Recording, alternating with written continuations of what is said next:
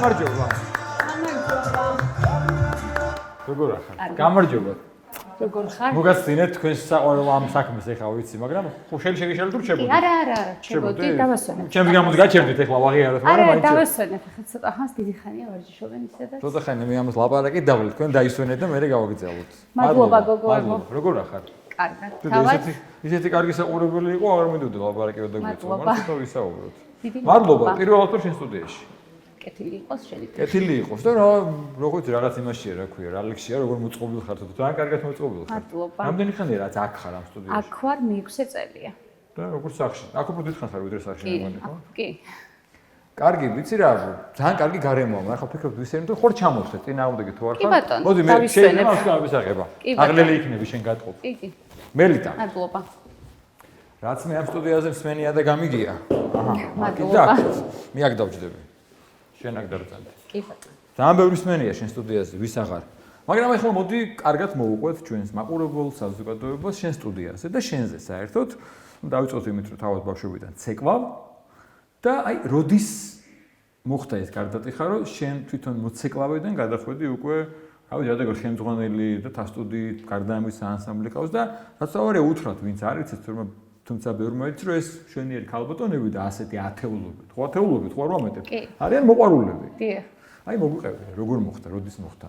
ამ განაპირობა, გადაგიჩინა სურვილი. 17 წლის და რაღაცა სულ მინდოდა ჩემ ბიძაშვილებს, მეგობრებს დავაყენებდი, ვასწავლითი ცეკვას. ჩემი ბიძაშვილებს ცეკვავენ, ჩემი ნაცვალების ბიძაშვილები. კი, ცეკვავ, ეს ხათაშორის რაჭაში ძალიან ხშირად ესე ელას აივანზე დავაყენებდი. თელ ხალხი რო არ დაევლეს, მე და მელიტას რაჭაში ერთ სოფელში გვაქვს მოკლედ სახკარი. სახკარი.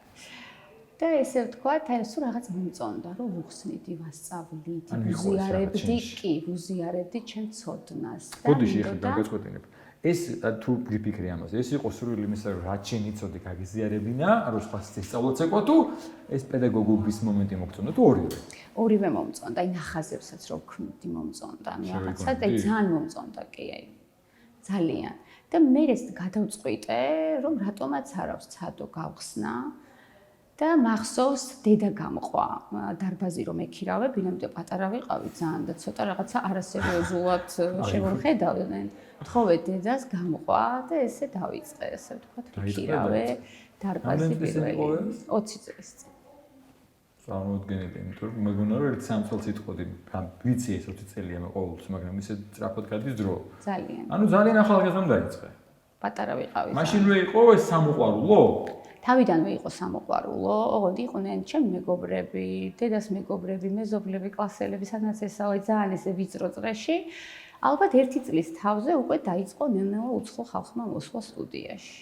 მე კმაყოფილი კლიენტი, კმაყოფილი მოსწავლე, პლუს უკვე დაიწყო მოდაში შემოვიდა ქორწილებში ცეკვები, კორპორატიულები და ნელ-ნელა ესე გაიზარდა ხალხის რაოდენობა. შენ თვითონ როგორც მოცეკვავი უკვე აღარ ცეკვავდი, აღარ იყავი ასეთში? მე არა, მე ვიყავი 22 წლის, ვიყავი, როდესაც დავანებე ცეკვას თავი. და უკვე მთლიანად სრულად გადავერთე პლუს ეკონომიურზე ვსწავლობდი და რაღაცა სულ მინდოდა მისწავლა, ასე ვთქვათ, მაგისტრატურაზეც და პლუს მემუშავა ამ სფეროში. და 4 წელი ბანკშიც ვიმუშავე, სტუდიასთან ერთად. მე ყველაფერი აცგინო, თითქოს აისრულე? კი, ესე გამოვიდა. 4 წელი ბანკში ვიყავი, მაინტერესებდა რაღაცა ისეთი სამსახური ცოტა. მიხვედი ამ დროს რაღაცა ცოტა სერიოზული იმით, რომ აი ცოტა ფიზიკური აქტივობა რო არ გაქვს იმდენად. მაგრამ ცეკვამ გადმოუძლია მაინც. ვერ გავწელი. სტუდიას უმქონდა ჩემ. სტუდიას უყოვლ დღე ბანკის მერე მივდიოდი სტუდიაში და 10 საათამდე მუშაობდი. შეიძლება ვთქვათ, რომ ერთგვარად სტუდიის არსება, რადგან თქვი რომ მე ცეკვას უკვე თავი თანებებული მქონდა რომ დავიწყეო, გარდა იმისა რომ თქვი რომ მიყვარდა როცა რაღაც ნახას ვაკეთებდი, გადავცემდი. შინაგანად თქვი ცნობიერში შენი ცეკვის სადმის სურვილის დაკმაყოფილებაც იყო, იმიტომ რომ ახლა განახე რომ შენ ცეკვავ, ანუ ისე არ არის რომ გახარ და მითითებებს იძლევი. სულ ცეკვავ, სულ ყველა ჯგუფში სულ ცეკვავ, რომ ვუხსნი. შენ ამ სურვილს დაკმაყოფილებ? კი. აი ხლა მე ვთქვი რომ ძალიან მცირე ნაწილი იყო. რამდენი მოყვარული, რამდენი მოდი ეს მოცეკვავის დავარქმევ, რამდენი? 120-დან 150-მდე დადის. ქალბატონები. იმიტომ რომ ეს მაინც სამოყვარულო რო არის ხანდახან არის შეიძლება, უფრო მეტი მოვიდეს, ახლა გაზაფხულზე უფრო ნაკადი მოდის დიდი. ზამთარში ცოტა შედარებით ეზარებათ და თან პლუს ზაფხული მოდის, პლუს გახდომის კუთხით დადის ბევრი. ქორწილის სეზონი მოდის და რაღაცა უფრო გაზაფხული, ზაფხულის შემოდგომა უფრო რაოდენობა მეტია გოგონების ვიდრე ზამთარში. ანუ ესეც არის რომ პირდაპირ მოდიან რომ სიტყვაზე ამადანოჩი ქორწილია დაბადების დღე ეს ცეკვა დაგვიდგი ამ ცეკვაზე გვინდა რაღაცა არის ხოლმე ფლეშმობს რო ვიძახი ძალიან ხშირად მახარებს აი ძალიან პოპულარული გახდა ქართული ცეკვა და მათ შორის ახალგაზრდებშიც. კი არის ეგრეც არის, უბრალოდ მან უფრო ინდივიდუალურად მოდიან ჯგუფებში ცალკე. მე ვიცი რომ ტურისტები ხტუნობენ. კი ბატონო. საკმაოდ ბევრი. როგორ იგებენ შენზე საერთოდ და მათი ინტერესი რა არის ხოლმე რომ ცეკვა ისწავლონ თუ გაიგონ ქართული ცეკვა? ცეკვა ისწავლონ, უფრო იციან რომ საქართველოში რო ჩამოდის უკვე იცის რომ ჩვენთვის სავიზიტო ბარათი არის, ასე ვთქვათ, ქართული ცეკვა და უნდა სურვილი აქვს რომ თვითონ მიიღოს მონაწილეობა. როგორ ცეკვას სწავლობენ ხოლმე თუ აი დადიან ჯგუფში? ცეკვას არა ჯგუფში არა ინდივიდუალურად მოდის, ვახვედრებ ასე ვთქვათ ფორმას, ქართული ცეკვის იწმევს ფორმას, ცეკვავს ფორმას იგებს ფორმაში. ხანდახან ვახვედრებ ღვინოს, ქართულს, ჩურჩხელას, გააჩნია ვის რა სერვისი უნდა, ასევე პრეზენტაცია საქართველოზე. ხო, აი ახლა შენ რაც ახსენე საქართველოზე პრეზენტაცია, ჩურჩხელა ფორმა, ვიცი რომ ამ კუთხით შენ არა მარტო საქართველოში ტურისტებს აცნობ შენ კულტურას. ძალიან ხშირად საზღვრებს გარეთ. კი ბატონო. აქ საქმეს აკეთებ ერთის მხრივ ცეკვას ანახებ, ცეკვას ასწავლე. და ამითაც წარმოაჩენთ ჩვენ კულტურას, იმიტომ რომ ერთ-ერთი უნიკალური მარგალიტია ჩვენი ცეკვა, ჩვენი კულტურის და ასევე გააცნობ ჩვენ ქვეყანას ბევრ სხვა უცხო ქვეყნებში. მოგვიყევი ამაზე, როდის დაიწყე, როგორ დაიწყე და რა ფორმით ხდება, როცა შენ წარადგენ შენს ქვეყანას, ნუ შენი მიმართულებით არაერთ ქვეყანაში, მათ შორის იაპონიაში. კი, იცი რა არის, ხელი შეუწყო COVID-მა, ონლაინებმა, ანუ COVID-ის დროს ონლაინი გავაკეთე. ესე გამოვიდა ჩემთვის რაღაც ბევრი ჩამერთო ონლაინ, მიეცათ საშუალება რომ ქართული ცეკვა ესწავლათ ონლაინ და საკმაოდ ისეთ სერიოზულ შედეგს დებს, სერიოზულს. შეუძლიათ, რომ აი საკმაოდ კარგ დონეზე შეისწავლონ ქართული ცეკვა. და გიწევს ხშირად სიარული. მიწევს ხშირად სიარული, ბევრ ქვეყანაში, საფრანგეთში, ავსტრიაში, გერმანიაში, ნუ ბევრ ქვეყანაში ვარ უკვე, იაპონიაში ხშირად ჩავდივარ. იაპონიაში თუ ასწავლე და შენი ფილიალია შეიძლება ითქვას. ნუ შენ ასწავლე ქალბატონს ხო? კი. და ნუ საერთოდ ჯამში საკმაოდ მოსწონთ. ამ ივსება დარბაზი. და ავსტრიაში ვიყავი, ჩავუტარე ქორეოგრაფებს, რეჟისორებს, 40 კაცი დამხვდა, 20 ქვეყნის წარმომადგენელი იყო და პრეზენტაციაც მქონდა საქართველოზე და ასე უფრო რაღაცა იცი რა არის ქორეოგრაფთან და მოცეკვავესთან შენი კულტურა გააცნო, ის უფრო სხვანაირად ინტერესდება, სხვანაირად აინტერესებს. ვიდრე დამწყები უბრალოდ რო ცეკვა უნდა. მითი აინტერესებს, რა მართულებს უყურე? ანუ არიან ახლა მყავს ბრაზილიიდან ერთი ქალბატონი, რომელსაც უნდა რომ ქართული ცეკვა შეისწავლოს და სავარაუდოდ როგორც იაპონიაში მყავს ქალბატონი საფიო, რომელმაც გააკეთა გახსნა ქართული ცეკვის სტუდია, ესევე სავარაუდოდ ეს ქალიც გახსნის, იმიტომ რომ აი ძალიან სწავლობს ისე ღრმად. და არის თან მოცეკვავეა. ეს არ არის რომ დამწყებია, ხო? ანუ მასალა. 19 ქონდათ ესეთი სერიოზული საანგარიშო კონცერტი და იაპონიიდან ყავდა სპეციალური სტუმარიც, ხო? ამაზე გითხარი და ეს 100 რამდენი ადამიანი გასცენებდა? დაახლოებით 130 ქალბატონი გამოდიოდა, პლუს იაპონელი 6 ადამიანი იყო ჩამოსული სპეციალურად კონცერტისთვის. და სულ მოყვარულები. და მოყვარულები, სულ მოყვარულები. ყველაზე ხანდაზმული თქვა, სოლიდური ასაკის რამდენი წლის იდგა სცენაზე? თუ საიდუმლო 75 წლამდე. დადის ეს ადამიანი? ანუ დადიან, რამოდენიმე არიან, ერთი არ არის. შენ ამას წინათ მითხარი ჩვენ საუბრობდით, რომ ზოგ ისეთ დადის სახში რო არის. კი, არის ახიან. იმიტომ რომ რაღაცა იცი რა არის, ვერ იცლიან თავიანთი თავისთვის და ესე უფრო კომფორტულად გრძნობს თავს, როცა არ იცახის. არ ნუ იმაშვებიან ესე ვთქვათ ოჯახიდან რომ შვილი მეუღლე ცოტა რთულია ახლა ცეკვაზე მივდივარ ცოტა რთულია შეიძლება მივხვდე რომ ხო ჩემთვის მაინც გინდა არ გინდა რაღაც რეჟიმთან ასოცირდება ცეკვა იმიტომ რომ რეჟიმი ვთქვათ თუმცა ბევრისგან მსმენია და მათ შორის აი შენ მოგონებაც გითხრეს ანან შემოვიდოდი იქით რომ პირიქით ეს არის ჩვენთვის სიამოვნება არის განტვირთვა ერთგვარი საკმაოდ თერაპია ფაქტიურად. ამ კუთხითაც არიან? ანუ საკმაოდ ბევრი გოგონა არის, რომ აი ესე პირდაპირ დამირეკავს და მილიტა იცი რა არის ექიმა დამინიშნა.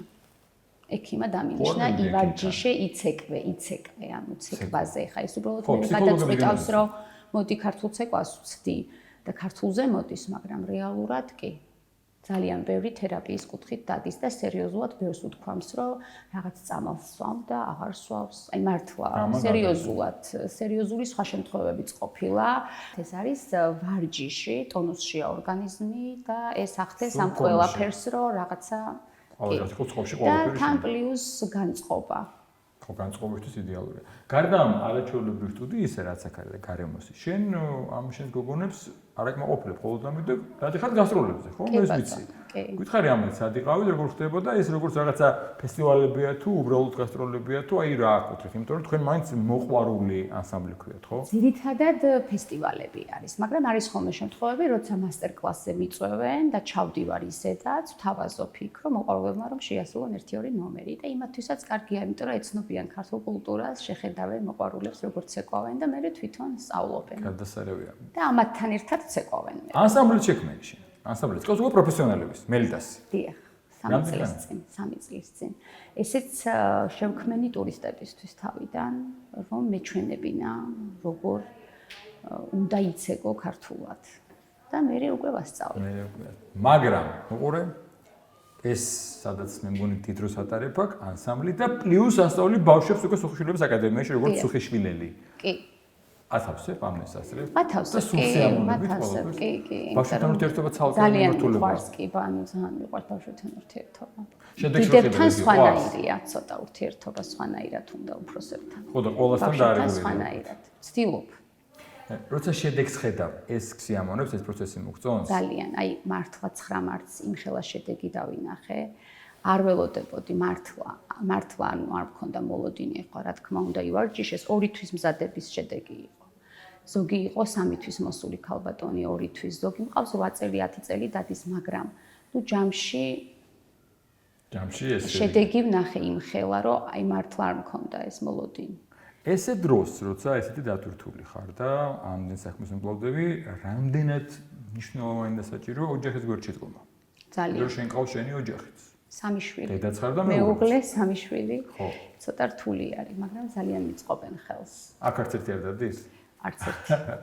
არა. ჩემი გაგონება არ უნდა? არა, ჩემი შვილები დადიან, ოღონდ ზოგი შვილებში. ხო. ჩემთან აქ არა. კი. ოჯახის გვერდში დგომა მნიშვნელოვანია. ძალიან. ვიტოვებ ოჯახის დროს. ვიტოვებ, ვცდილობ შეძლების დაგვარად. რა მხალაკოს უფროს? 14 წელს. საკმაოდ ახალგაზრდა გახდით დედა. კი, პატარა ვიყავი 23-ის. შენი აზრით რა არის ის მნიშვნელოვანი? გეხმარება რომ დედაც იყო და შემდგარი ქალბატონიც იყო და შენ საქმეს ესე ემსახურებოდა, რასაც შენ აკეთებ. იმიტომ რომ ცალ-ცალკე რო ეღოთ ყველა ძალიან რთულია. დედობა ალბათ ყველაზე რთული, გინდა პროფესია და გინდა საქმე. რა გაძლიერებს ამას? ალბათ იცი რა არის საქმის სიყვარული. საქმის სიყვარული ეს რო არ გქონდეს, ალბათ ვერ აი დღეში 10 საათი შეიძლება იყო და იცეკო. არა რა ასლა. ალბათ ვერ ისწავლ მაგას. ალბათ ესე მგონია, ჩემშია ეს, ან რეალურად ვერ გუცნობ ამას, ესე რომ მეკითხებიან, მაგ დროს ფიქრობ ხოლმე. წმენა? შინაგანად აი რაღაცა ძალა ხო არის, მინდას ეძახის, ვერას ეძახის. შენთვის რას ნიშნავს წმენა? და მოდი ამაზეც გადავალ თუ გამიმხელ. ცეკვით და შევცვალოთ ამ დარბაზს და ამ სარკეებს პროცეკვა უხდება, მაგრამ მოდი ამ თემაზე ვისაუბროთ. აი წმენასთან, სარწმუნოებასთან რა დამოკიდებულება? სარწმუნოებასთან ძალიან. მე პატარაობიდან დავდივარ ეკლესიაში, მყავს ჩემი მოძღვარი. პლუს ჩემი მეუღლის ოჯახი არის ძალიან ეკლესიური, დადა, მამი და ყავს დედაოები. ჩემი ერთი შვილის ნათლია. აქ რომ შევძანდებოდ დედებთან ესენი. დიახ. ჩემი ერთი შვილის ნათლია მეუფე ლუკარი, მეორე შვილის ნათლია მეუფე ექვთიმე და მესამე შვილის ნათლია პატრიარქი. ამიტომ ჩემთვის ძალიან ძვირფასები არიან და ჩემთვის თავარი არის ეგ და მე შემდეგ დაარჩენ ყველაფერს. რომ ეს რა ბავშვობიდან დაიწყო შენით მიხვედი ეკლესიაში, ოჯახიდან დაიწყო, დაყავდი თუ აი როგორ მოხდა შენი დაკავშირება სარწმუნოებასთან? მე 15 წლის ვიყავი, როდესაც დავიწყე სიარული, ჩემი ოჯახი არ დადიოდა, ეხა ესე ცოტა სხვა თაობა ვართ, ხო, პატარაები, ანუ დადიოდნენ, ესე სანთელს ანთებდნენ, მაგრამ მოძღვარი მარხვა ამ დონეზე არა. და 15 წელს ვიყავი, როდესაც გადავწყვიტე, ჩემი გობარს უთხარი, დადიოდა სიონში, მამა ზურაბთან და ვთხოვე, რომ წავეყვანე. ინტერესი იყო, კი, რაღაცა მომინდა თვითონ. არც ვიცოდი, გადავშლიდი, ვკითხულობდი ლოცვებს. და მე რამოდენიმე თვეში დოლიძეზე აშენდა წმინდა თამა მეფის სახელობის ეკლესია, სადაც მამა ზაქარია არის ჩემი მოძღვარი დღემდე მან დავდივარ და მამა ზაქარიას შვილიშვილი მყავს მონათრული. იმდენად ესე ვთქვათ, კი, ძალიან ახლობლები არიან ჩემი. რა რომ მიხვედი მაგდადაში ხარ მე მრევლი? ბოლომდე ვარ 15 წლის მერე მაქედან იქ. მეუღლეს ოჯახი ახსენე შენ და მიხახსენე, ხო ეს დაკავშირების შემთხვევით ეკლესიას ხო უკავშირდებოდ უბრალოდ გაიცანით და არა ჯგუფელები ვიყავით ასე უბრალოდ შემთხვევით. ჯგუფელებიდან წამოვიდა. მაგრამ ეს რა ჩვენ თქვი მეუღლის შემთხვევაში რომ ოჯახის წევრები ყავს სასულიერო მონასტრები, ბრძოლთავრები, ნათლიები, პატრიარქი რა თქმა უნდა ძალიან სასიხარულოც არის, მაგრამ საპასუხისმგებლოც. საკმაოდ. კი. სულ ჩემთვის არიან ეს ადამიანები პირველი გულშემატკივრები. იყვნენ კონცერტზე, მოსულები. ეს უნდა მეთქვა. რატომ ესეთი წარმოდგენა არის სტერეოტიპული. შეიძლება ხანდახან არც ისე საფუძვლად მოკლებული, რომ უთქვამთ ჩემთვის სახიობი ხარ, რაღაც პრობლემები არ შექმნია ამ მოცეკვავეზე. როდესმე იმის გამო რომ შენ აქტიური მოცეკვავე იყავი, ახლა ამ საქმეში ხარ, რაღაცა თუნდაც მინიმალური რაღაცა ამის გამო დაბრკოლება, რაღაც პრობლემა ქონია? თუ პირიქით ყოველთვის მხარდაჭერა ქონდა ეკლესიიდან. იცი რა არის? მქონდა მხარდაჭერა, მაგრამ ერთ-ერთი ფაქტორი რომ დავანებე ცეკვას თავი იყო ეს, რომ ოჯახთან ერთად ცოტა რთულია იცეკვა. არა, ოჯახი არ მოგულის რა ეკლესიის მხრიდან რა არა, მაგიდან არა, რას ამბობთ? არა, პირიქით, აი პირიქით. ძალიან ხშირად, როდესაც ხვდები მეუფეს დედებს, უყვები ჩემს სიახლეებზე, გეგმებზე და ძალიან ბევრ ჯერ ხოლმე, ანუ მეუნებიან, რომ აი მოდი ესე ხო არ ჯობია პირიქით რჩევა ქართული ცეკვა ისეთია. დედები მეუფეების ეპარქიაში არიან და იმიტომ თავკავშირებს მეუფე ლუკასთან არიან ხაშმში. ხაშში, გასაგებია. და მეუფე ექვთიმი არის ჩემი მეუღლის მოძღვარი, პატარაობიდან ოჯახის. შესანიშნავი მგზავრები ორივე შესანიშნავი გამოშვები მგზავრები თავის სულიერებით და ძალიან სასიხარულოა. აი ოჯახს ეთქვი შენ წეგან უბრალოდ მე არასდროს დაგის კითხვა და ერთ-ერთი მიზეზი იყო რის გამოც დავანებო რომ ყურადღება გადასულიყო ოჯახზე. ოჯახზე არა რთული არის გასტროლები, რაღაცა 2 თვე, 3 თვე, ძალიან რთული არის და თავიდანვე მივხვდი რა იყო ჩემთვის სამომავლოდ უფრო საჭირო. მაგრამ მაინც ეკვაში ხარ. კი. შენი შვილები სქესი? 2 გოგო და ბოლოს ბიჭი 5 წლის. გოგოები. უნდათ მოცეკვავეობა? არა, იცი რა არის, უფროს არ უნდა, უფროს რაღაცა ცოტა პროტესტი აქვს, არ ვიცი. დედის სამბავია შეიძლება. შეიძლება. დედა როცა კონცერტს ხო შეიძლება. რაღაცა ხო და მეორე გოგონას კი უნდა, ძალიან მოსწონს. ძალიან კარგი. მოდი ისე შენი ნებართვით დაუბრუნდეთ ამ შენს წვენასთან დამოკიდებულებას.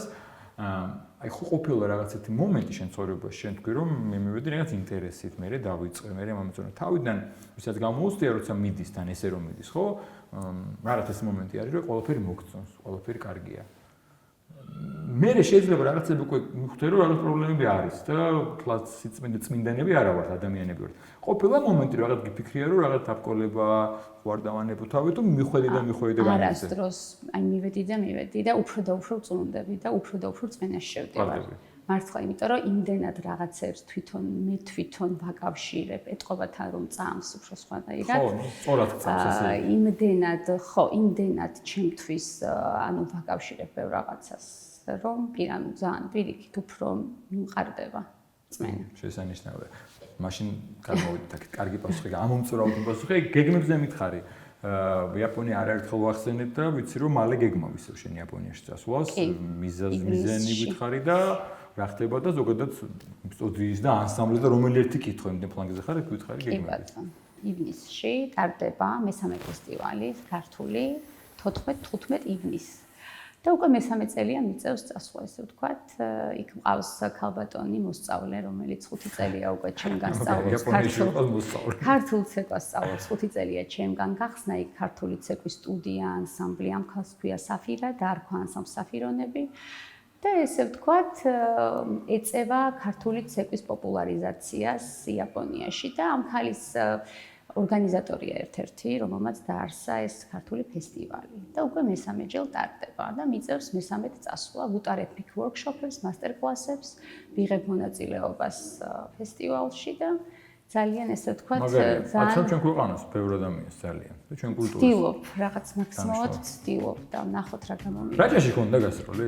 არ მქონია. სირცხვილი. არ მქონია, მაგრამ შემდეგ ჩამოსვლაზე ვეცდები, რომ იაპონელები წავიყვანო რაჭაში. აუცილებლად ნახოთ. ძალიან დიდი მადლობა აღარ მოგესწრებით. დიდი მადლობა პირიქით. ნახობის ძალიან მიხარია და წარმატებას გისურვებ. შენ სტუდიას მოყვარულეს პროფესიონალებს და ყოველს. მადლობა. განაგრძობ ახლა და გოგოებთან ბოდიში. დიდი მადლობა. ნახვამდის. წარმატებები. ადამიანი ნათელი უნდა იყო, სიკეთის მქნელი უნდა იყო.